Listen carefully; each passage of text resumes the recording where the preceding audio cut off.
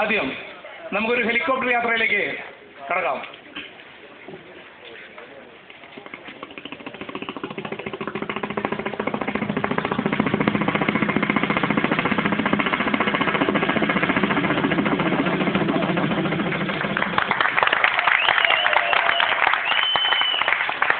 ഇനി നമുക്ക് മലയാള സിനിമയിലെ കുറച്ച് താരങ്ങളെ പരിചയപ്പെടാം. ആദ്യമായി KP ഉമ്മർ.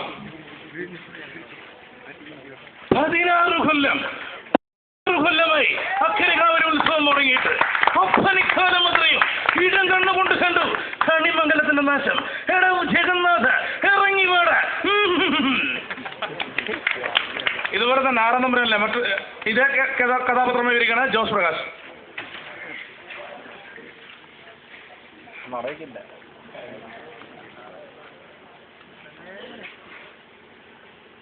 മിസ്റ്റർ 16 കൊല്ലം മുൻപ് അഗ്രികാരി ഉത്സവം തുടങ്ങിയതാണ്.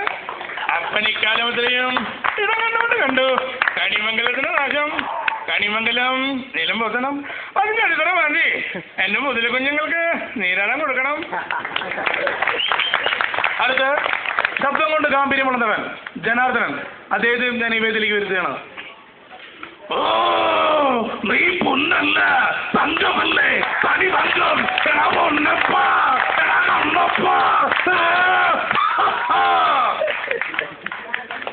അടുത്ത് കൊച്ചിൻ ഹനീഫ. അദ്ദേഹം ഇവിടെ വന്നിട്ടുണ്ട്, ഞാൻ വിളിക്കാം.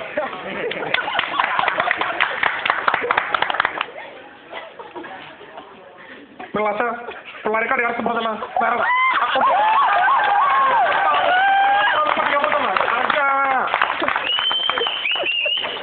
അടുത്ത് ക്ലാസ്മേറ്റ്സിലൂടെ കടന്നു വന്ന കഥാപാത്രം. അദ്ദേഹത്തിന് ചോക്ലേറ്റിലെ ഒരു അടിപൊളി ഡയലോഗുമായി വരികയാണ് അനൂപ് ചന്ദ്രൻ. 15 പോലും ചെയ്യാത്ത ആൾക്കാരെ പയ്യനെ 5 കണ്ടുപിടിക്കൂടെ എന്നോ ഞാൻ പറഞ്ഞു. മലയാളത്തിലെ മറ്റൊരു നടൻ വിജയരാഘവൻ. അദ്ദേഹത്തെയും ഞാൻ ഈ വേദിയിലേക്ക് വരുത്തുകയാണ്.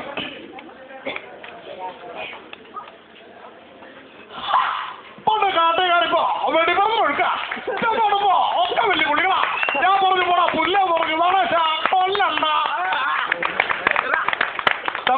തമിഴകത്തേക്ക് ചേക്കേറുമ്പോ അതാ അവിടുന്ന് കടന്നു വരുന്നു പ്രകാശ് രാജ്.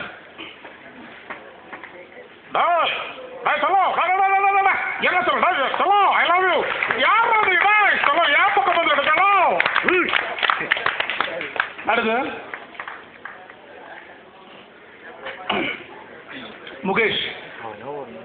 മുകേഷ് ഗോഡ് ഫാദറിലെ ഡയലോഗുമായി വരികയാണ്.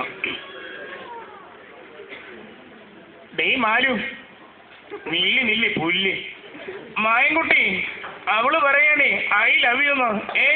500 മോനാടാ ഞാൻ. അടുത്ത് കോളേജ് കുമാരികൾ ഹരമായി ചേർന്ന ജഗദീഷ്.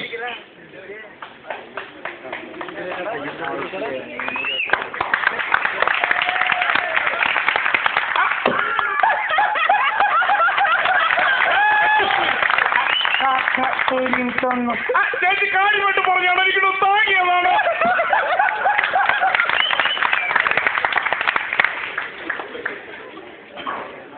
അടുത്ത് മാമുക്കോയ.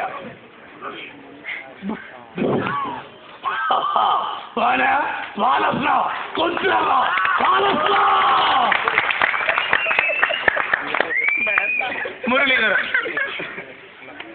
എന്റെ അച്ഛൻ പറയുന്ന കാര്യങ്ങൾ മാത്രമേ ഞാൻ ഇതുവരെ ചെയ്തിരുന്നുള്ളൂ. ഇവിടെ വന്നപ്പോൾ ഹരിതാരാമായണം എന്റെ അച്ഛൻ്റെ ഒരൊറ്റ ശാപാണ്. എന്നെ മുഖ്യമന്ത്രിയാക്കിയോ ഈ പരിപാടി ഇവിടെ നിൽക്കും. പോട്ടെ. അസീസ്. പണിക്കര് സാറൊന്ന് ചുമ്മാതിരിയെന്നേ പറഞ്ഞ പോലെ ചെയ്യുന്നവനാ ചാക്കോച്ചി. അപ്പോ നീയൊക്കെ പോലീസമ്മന്റെ വീട്ടിൽ കയറി തെണ്ടിത്തരം കാണിക്കും. ഈയുടെ കഴിവേറി എന്റെ ജോലിയുടെ കാര്യം ഇതോടുകൂടി ഞാനിവിടെ അവസാനിപ്പിക്കുകയാണ്. നന്ദി, നമസ്കാരം.